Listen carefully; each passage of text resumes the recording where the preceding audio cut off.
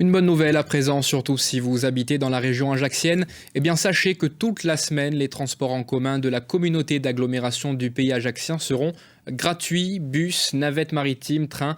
Il s'agit en fait d'inciter la population à adopter une démarche éco-citoyenne, le tout dans le cadre de la semaine européenne de la mobilité. Lionel Oujagne avec Sylvie Wolinski.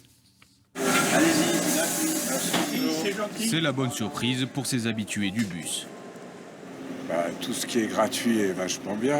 Jusqu'à jeudi, plus besoin de payer les transports en commun du pays ajaxien, que ce soit dans les bus, dans les trains entre Mezzana et Ajaccio, ou à bord des navettes maritimes jusqu'à Porticcio. Ça permet surtout d'éviter les embouteillages.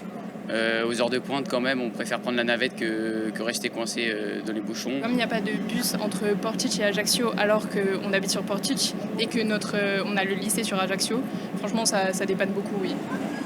Le territoire de la CAPA devrait passer de 15 à 20 km de pistes cyclables fin 2022.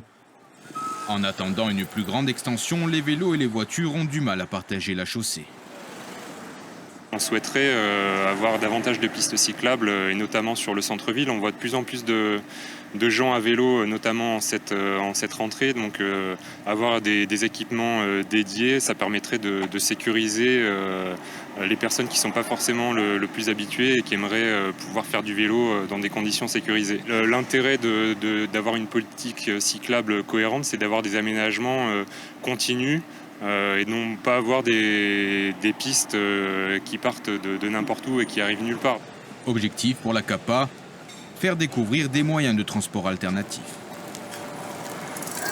On a décidé surtout la gratuité pour permettre vraiment à tous les usagers d'essayer tous les modes de transport, donc le bus, la navette maritime, le train, en s'appuyant par exemple sur le parc relais de Mezzane, et de pouvoir derrière marcher, faire du vélo.